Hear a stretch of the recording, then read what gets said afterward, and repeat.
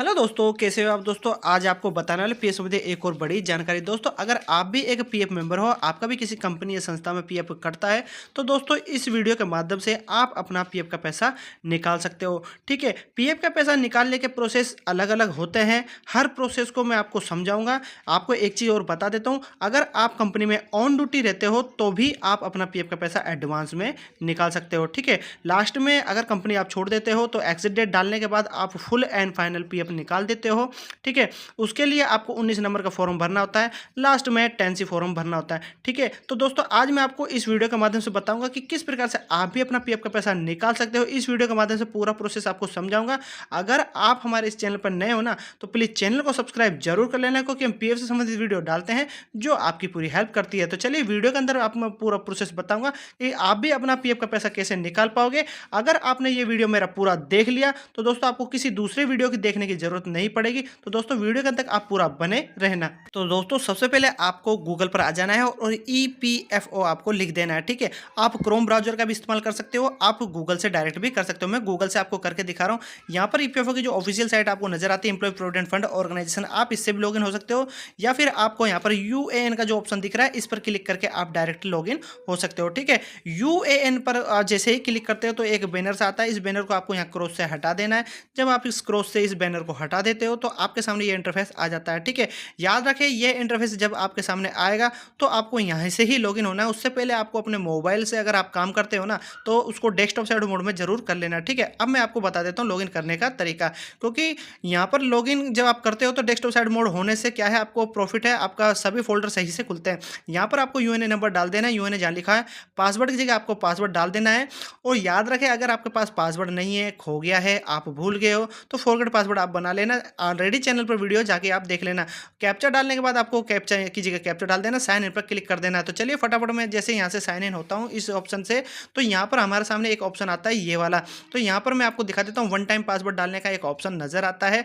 उसके अंदर हम वन टाइम पासवर्ड हमारा डालते हैं। यहाँ पर मैं आपको प्रॉपर दिखाता हूँ, समझाता हूँ। यहाँ पर वन टाइम पासवर्ड जो हमें आया है आधार कार्ड के साथ जो मोबाइल नंबर लिंक है ना, उसके ऊपर उसको मैं यहाँ डाल दूंगा। कैप्चा की जगह कैप्चा डालने के बाद सबमिट पर क्लिक कर दूंगा। जब हम यहाँ से सबमिट कर देते हैं तो आपके सामने ये ऑप्शन आ जाता है। यहाँ पर लिखा होता है, सबसे पहले तो मैं आपको दिखाता हूँ, इन ऑप्शनों से आप अपना पीएफ का पैसा निकाल सकते हो, सभी सुविधा ले सकते हो, केवाईसी वगैरह कर सकते हो। और आपको एक चीज़ और बता देता हूँ, मैनेज ऑप्शन पर जाकर आपको अपना केवाईसी चेक जरूर कर लेना है।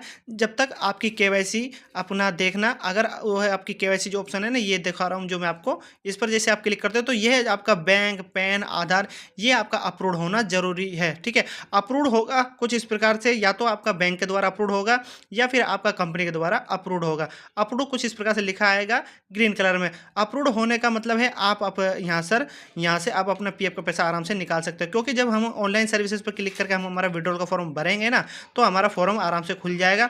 और वह तभी खुलता है जब आपका बैंक अप्रूव्ड होता है। सबसे इंपॉर्टेंट ऑप्शन बैंक का ही होता है। बैंक जब आपका अप्रूव्ड होता है तो आपके सामने फॉर्म कुछ इस प्रकार से खुलता है। मैं आपको दिखा देता हूँ कि आप किस प्रकार से लॉगिन कर पाओगे, वह प्रोसेस मैं आपको समझा देता हूँ। अब यहाँ पर देखिए, जैसे मैंने ऑनलाइन सर्विसेज वाला ऑप्शन है ना, यहाँ से विड्रॉल के लिए मैं जा रहा हूँ। तो जैसे मैंने विड्रॉल करना है तो क्लेम वाला ऑप्शन जो आपको दिख रहा है ना, ऑनलाइन सर्विस पर क्लिक करते आपके सामने आएगा claim form 3119 10C and 10D। इस ऑप्शन पर क्लिक करके मैं आगे बढ़ता हूं तो आपके सामने ऑप्शन आता है कुछ इस प्रकार से। यहां से आपको अपना जो भी बैंक अकाउंट आपका जुड़ा हुआ है, जो भी आपका जुड़ा है ना, उस बैंक अकाउंट को आपको पूरा का पूरा डाल देना है। और वेरीफाई ऑप्शन जो आपको यहाँ पर दिख रहा है ना, इस ऑप्शन पर आपको क्लिक कर देना है। जैसे ही आप इस ऑप्शन पर क्लिक करके आगे बढ़ते हो तो ऑप्शन आता है येस और नो का, तो आपको येस ऑप्शन पर यहाँ पर क्लिक कर देना। यहाँ पर फिर दोस्तों आपका ग्रीन कलर में लिखा जाता है राइट का निशान, उसके नीचे की तरफ आपको दिखता है प्रोसीड फॉर ऑनलाइन क्लेम। इस ऑप्शन पर आपको फिर क्लिक कर देना है। जैसे ही आप इस ऑप्शन पर क्लिक करके आगे बढ़ते हो तो आपके सामने कुछ इस प्रकार का इंटरफेस आ जाता है, जिसमें लिखा होता है please choose claim form type, PF withdrawal, PF advance, pension withdrawal. इन ऑप्शनों के माध्यम से ही आप अपना पीएफ का पैसा निकालते हो कि आपको कौन सा पैसा निकालना है, कि पीएफ का विड्रॉल करना है, कि पीएफ का पैसा एडवांस में निकालना है, या पेंशन का पैसा निकालना है। याद रखें 31 फॉर्म से आप एडवांस का निकालते हो, ठीक है। पीएफ विड्रॉल से आप 19 नंबर का पैसा निकालते हो, पेंशन से आपका 10C फॉर्म खुलता है। I want to apply for, यहाँ पर लिखा हुआ है सिलेक्ट क्लेम ऑप्शन, यहाँ पर आपको क्लिक कर देना है। क्लिक करते के साथ आपके सामने ऑप्शन आ जाते हैं कुछ इस प्रकार से। अगर आप कंपनी छोड़े हुए होते हो तो आपके सामने दोस्तों ऑप्शन आएगा, वह होगा 19 नंबर और 10C का फॉर्म खुलेगा। याद रखें, अगर आप कंपनी में ऑन ड्यूटी होते हो, एक्सीडेंट मार के नहीं रखते हो, तो आपका I want to apply for पर जैसे ही क्लिक करते हो तो पीएफ एडवांस फॉर्म ही खुलेगा, जिसको बोलते हैं पीएफ एडवांस फॉर्म 31, ठीक है। आपको मैंने क्लियरली समझा दिया, आपको समझ में आ गया होगा, ठीक है। तो हमारा यहाँ से पीएफ एडवांस फॉर्म 31 खुल रहा है, तो चलिए इसको हम यहाँ से पूरा भर के दिखाएंगे। ये एक ईपीएफओ द्वारा बहुत अच्छी सुविधा दी जाती है, जिसके अंदर आप कंपनी में ऑन ड्यूटी पर भी आप अपना पीएफ का पैसा एडवांस में निकाल सकते हो, ठीक है। तो चलिए फटाफट मैं इसको बता देता हूँ भरने का जो तरीका है, कैसे आप पीएफ का विड्रॉल कर पाओगे। तो यहाँ से दोस्तों आपको एक ऑप्शन दिख रहा होगा सेलेक्ट सर्विस का, ठीक है। तो सेलेक्ट सर्विस वाले ऑप्शन पर आपको क्लिक कर देना है। तो यहाँ से जो मैं आपको दिखा देता हूँ सेलेक्ट सर्विस, इस ऑप्शन पर यहाँ पर मैं आपको तीर से समझाता हूँ ताकि आपको सही से समझ में आए, ठीक है। यहाँ पर ये जो सेलेक्ट सर्विस लिखा हुआ है ना, इस पर मैं जैसे ही क्लिक करूंगा तो सर्विस का मतलब है आपकी जो भी मेंबर आईडी जिस कंपनी में आपने काम किया है वह आपको यहाँ से सेलेक्ट कर लेनी है, जिसको बोलते हैं मेंबर आईडी। जितनी भी कंपनी में आपने काम किया है वह क्लिक करते हैं यहाँ से वह सभी आपकी खुल जाती है। तो जिसमें से भी आपको एडवांस निकालना है उसको आपको सेलेक्ट कर लेना है, वह आपकी यहाँ से सेलेक्ट हो जाएगी, ठीक है। याद रखें, आपको एक पारा भी सेलेक्ट करना होता है, जिस उद्देश्य के लिए आपको अग्रिम की आवश्यकता है ना, वह सेलेक्ट एडवांस पारा। तो पारे के तहत ही आप अपना पीएफ का पैसा एडवांस में निकाल पाते हो।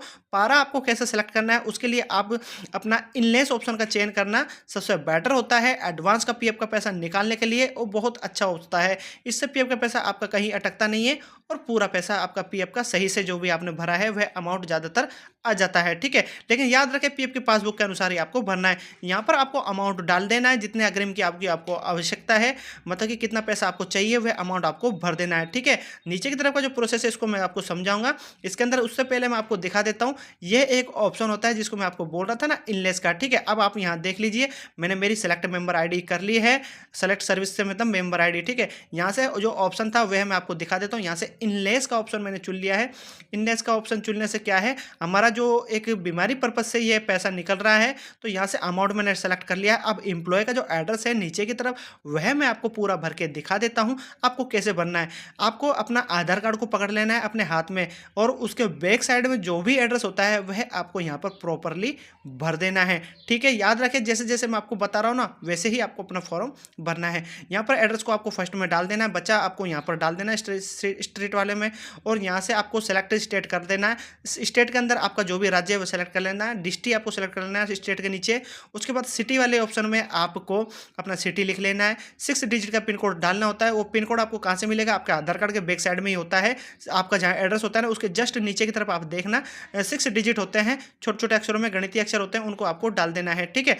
और यहाँ पर वो पिन कोड होते हैं, ठीक है। यहाँ पर आपको upload scan copy of cheque को डालना होता है जिसके अंदर आपका पीएफ का पैसा आता है। तो चलिए मैं यहाँ से दिखा देता हूँ। प्रॉपर मैंने अपना एड्रेस भर लिया है। अब upload scan copy cheque and passbook को मैं यहाँ से सेलेक्ट करूँगा, क्योंकि हमारा जो पीएफ का पैसा हमें मंगाना है ना उसका पासबुक तो चाहिए ना, तो उस फोटो को हम यहाँ से लेंगे। अब कैसे लेना है वह मैं आपको बता रहा हूँ, ध्यान रखें।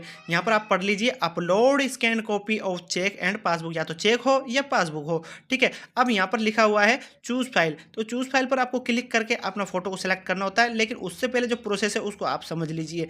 यहाँ पर लिखा हुआ है only JPG and JPEG file of minimum 100 KB and maximum 500 KB size में सपोर्ट करेगा।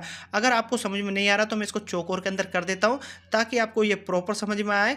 ये गाइडलाइन के अनुसार ही आपको अपना फॉर्म भरना है, ठीक है। अब देख लो आप, ठीक है, क्योंकि यहाँ पर अगर आप इसके अनुसार नहीं चलोगे ना तो आपका फॉर्म यहाँ से सेलेक्ट नहीं होगा, मतलब पासबुक का, ठीक है, पासबुक सेलेक्ट नहीं होगी। 100 KB से 500 KB तक आपका साइज होना चाहिए और आपका bank account number, IFSC code, signature वगैरह जो अगर चेक लगाते हैं तो उस पर नज़र आना चाहिए। यहाँ पर ये बोल रहा है अगर आपका यहाँ सेलेक्ट नहीं होता है फ़ोटो तो रेड कलर का एक आपको मैसेज आ जाता है नीचे की तरफ, और यहाँ पर वह बोलता है कि आप अपना साइज को सही से लगाइए पीएफ के पासबुक के अंदर जो आपने पीएफ की पासबुक या चेक लगाया है उसका साइज को आप सही से लगाइए। रेड कलर का एक मैसेज आ जाता है नीचे की तरफ ही, ठीक है। आपको क्लियरली जैसे जैसे मैं आपको बता रहा हूँ ना, यहाँ पर आ जाता है मैसेज। मैं आपको तीर के निशान से भी समझा रहा हूँ।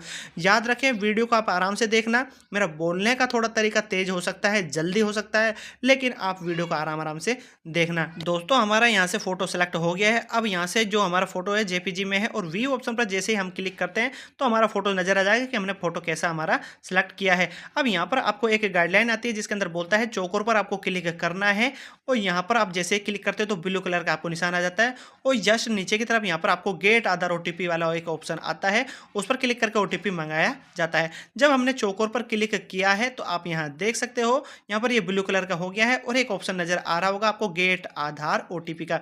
अब दोस्तों इस ऑप्शन के ऊपर जैसे ही आप क्लिक करते हैं तो आपके जो आधार कार्ड के साथ मोबाइल नंबर जो लिंक होता है उसके ऊपर एक ओटीपी आता है, और उसके जो ऑप्शन है वह आपको नजर आते हैं डालने के। मैं आपको दिखा देता हूँ। क्लिक मैंने कर दिया है गेट आधार ओटीपी पर, और आप देख सकते हो दोस्तों यहाँ पर लिखा हुआ है successfully OTP send to your mobile number, और रजिस्टर्ड मोबाइल नंबर पर आपको ओटीपी आया है, उसको आप चेक कर लेना।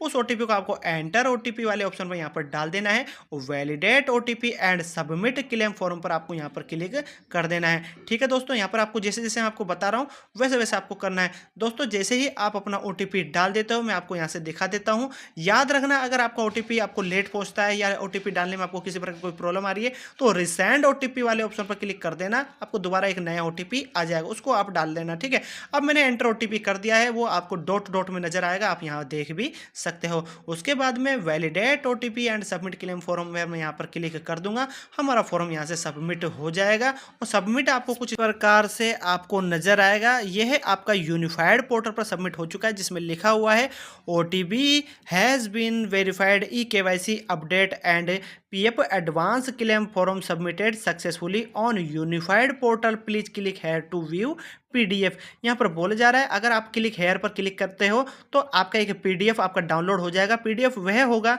जो फॉर्म अभी आपने भरा है। ठीक है, तो दोस्तों उसके अनुसार आप उसको देख सकते हो कि हमारा फॉर्म हमने कैसा भरा है, हमारा कितना अमाउंट डाला है, वह सभी डिटेल आपको उस पीडीएफ के अंदर नजर आ जाती है। अब दोस्तों इसका पीएफ का पैसा आने का जो प्रोसेस है वह कम से कम आपका 6 से 7 दिन के अंदर आपका पीएफ का एडवांस का पैसा आपका आ जाता है, और ज़्यादातर यह आपके पीएफ ऑफिस के ऊपर डिपेंड करता है। अगर आपकी सभी डिटेल सही पाई जाती है, आपका किसी प्रकार का कोई कमी नहीं होती है फॉर्म के अंदर, आपका पासबुक वगैरह आप सही से लगाए हो, नेम सही से शो करता है और सही से मैच करता है, तो दोस्तों आपका पीएफ विड्रॉल फॉर्म सेटल्ड हो जाता है, और 6 से 7 दिन के अंदर आपका पीएफ का पैसा आपके अकाउंट में आ जाता है, जो अकाउंट आपने दिया है। तो दोस्तों इस प्रकार से आप भी अपना पीएफ विड्रॉल का पैसा निकाल सकते हो, और आप अपना पीएफ विड्रॉल का फॉर्म भर सकते हो। पूरा प्रोसेस इस वीडियो के माध्यम से आपको मैंने समझाया है, और आपको समझ में भी आ गया होगा। तो दोस्तों कैसा लगा मेरी वीडियो? अगर मेरा वीडियो आपको पसंद आए तो लाइक करें, आगे शेयर करें, और पीएफ से संबंधित हर जानकारी पाने के लिए मेरा चैनल सब्सक्राइब करना ना भूलें।